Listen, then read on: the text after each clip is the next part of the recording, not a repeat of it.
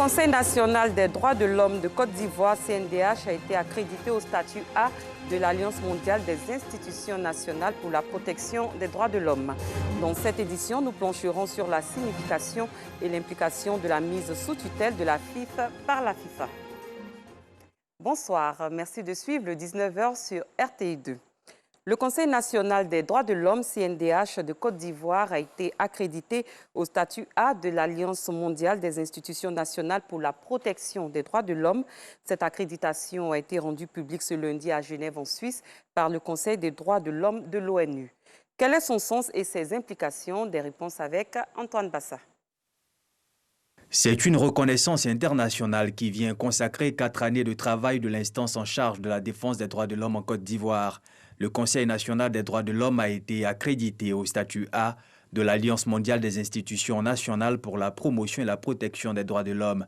Délivré par le sous-comité en charge de l'évaluation des institutions nationales des droits de l'homme pour sa conformité aux normes internationales, cette accréditation a été rendue publique ce lundi à Genève en Suisse par le Conseil des droits de l'homme de l'Organisation des Nations Unies.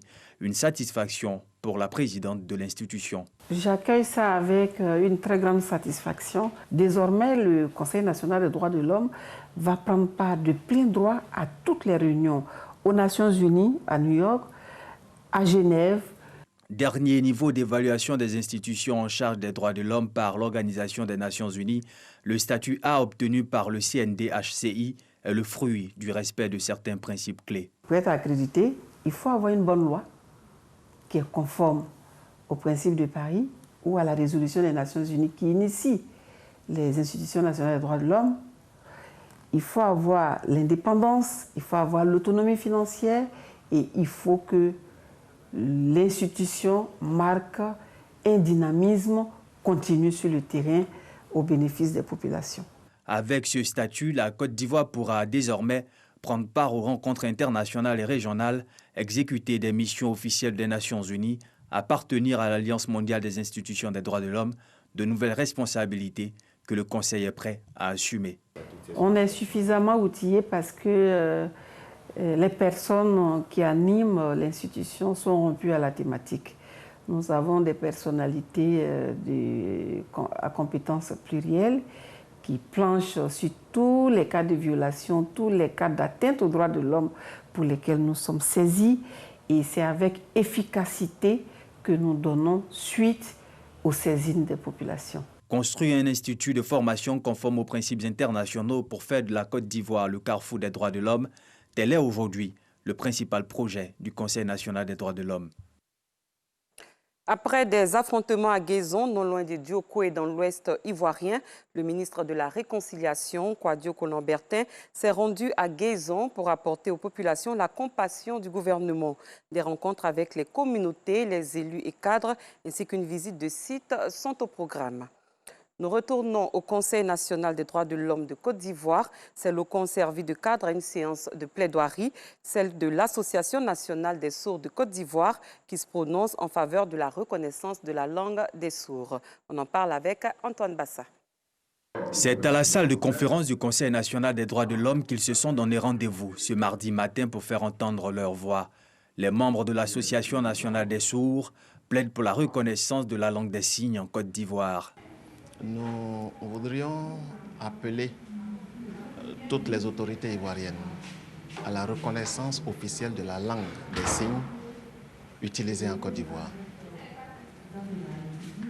Cela est d'autant plus important pour nous que nous avons plus d'une centaine de milliers de sourds en Côte d'Ivoire. Présent à cette séance de plaidoirie, Raphaël Dogo, président de la Fédération des associations pour la promotion des personnes en situation de handicap, décline les étapes à suivre pour y arriver. La première chose qu'il faut faire d'abord, c'est de pouvoir définir une langue des signes ivoirienne. Parce qu'en Côte d'Ivoire subsistent plusieurs langues. Il y a la langue des signes française, il y a la langue des signes américaine, et puis les Ivoiriens ont fabriqué eux-mêmes un certain nombre de patois, des choses qu'ils vont eux-mêmes inventer. Il faut formaliser tout ça à partir des travaux qui sont déjà dans les tiroirs et sortir une langue des signes ivoirienne. Une fois que cette langue elle est sortie, alors elle fera l'objet, n'est-ce pas, d'un décret d'habilitation. Pour l'Association nationale des sourds de Côte d'Ivoire, cette reconnaissance permettra à cette catégorie de personnes d'avoir accès aux soins et à l'éducation. Faisons à présent un clin d'œil à la fête de Noël célébrée le 25 décembre dernier. Les bénévoles du cœur sont aux côtés des poupons d'Adiaké. On en parle avec Clément Beaucoup. Les 45 pensionnaires de la pouponnière Les Anges d'Adiaké reçoivent chacun un cadeau des mains des bénévoles du cœur. À travers une caravane de Noël, l'ONG Les Bénévoles du Cœur sillonne les villes de l'intérieur du pays pour égayer les enfants vulnérables. À Abidjan, nous avons comme l'impression que les orphelinats ont beaucoup plus de demandes, c'est vrai, mais à l'intérieur du pays, ils en ont plus besoin. Donc c'est pour cela que nous avons décidé d'œuvrer franchement pour l'intérieur du pays. Et comme nous avons l'habitude, nous apportons toujours du riz, un peu de tout, et du savon, un peu de tout. Mais aujourd'hui, nous avons aussi apporté des cadeaux qui ont été donnés par des partenaires, par nos amis, nos partenaires. Alors je profite aussi pour dire merci à tous ces donateurs.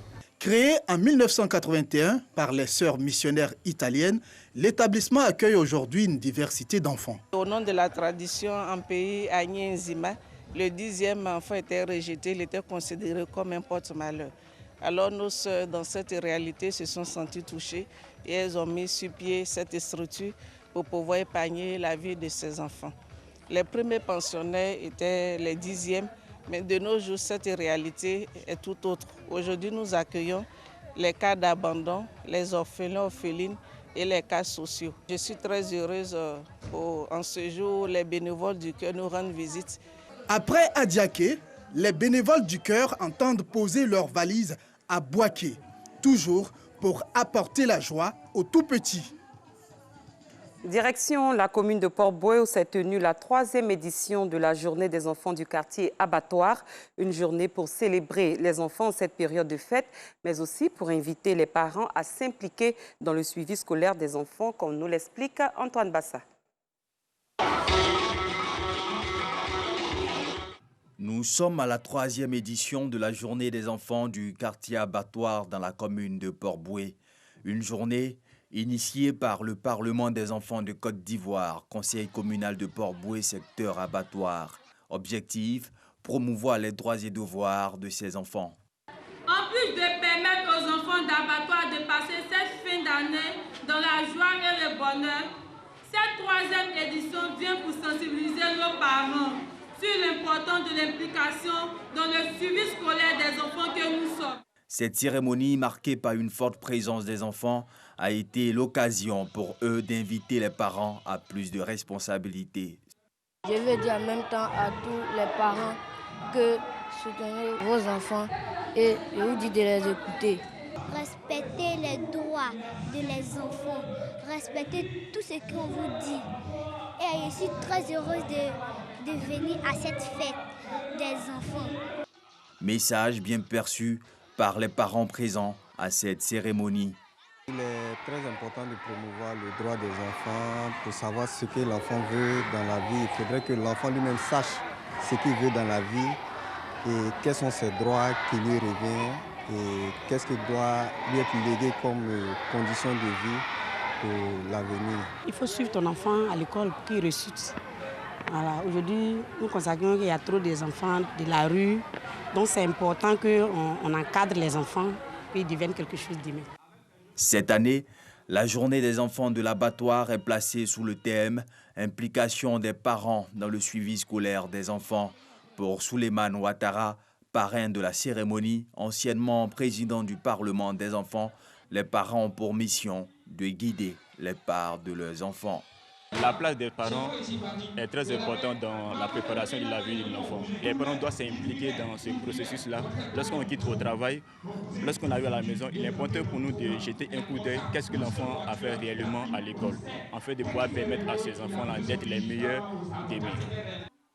Créé en 1992, le Parlement des enfants de Côte d'Ivoire est un mouvement d'enfants de promotion et de défense des droits et devoirs de l'enfant.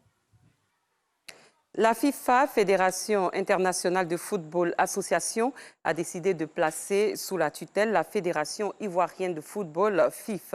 Que signifie ce processus? Qu'implique-t-il? Et comment la FIF réagit-elle? Des réponses avec notre confrère de RTI Sport, Salif Ouattara. Quelques jours après la décision de la FIFA d'installer un comité de normalisation à la maison de vin de Treichville, les réactions fusent de partout. Yo Martial, entraîneur victorieux de la CAN 92 avec les éléphants, appelle au calme afin que le football ivoirien reprenne de plus belle. Il serait mieux qu'on accepte de se réunir et puis de mettre en place les choses qui permettent à tout le monde de pouvoir se présenter. À la maison de verre, à l'issue d'une réunion entre les membres du bureau exécutif sortant, il a été décidé de saisir le TAS afin d'invalider la décision de la FIFA. Nos juristes ont été informés.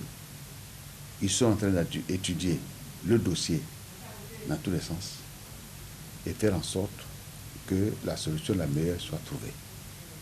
Ce que je peux vous dire, c'est que nous allons compléter notre dossier de la saisine du TAS déjà déposé avec une deuxième saisine.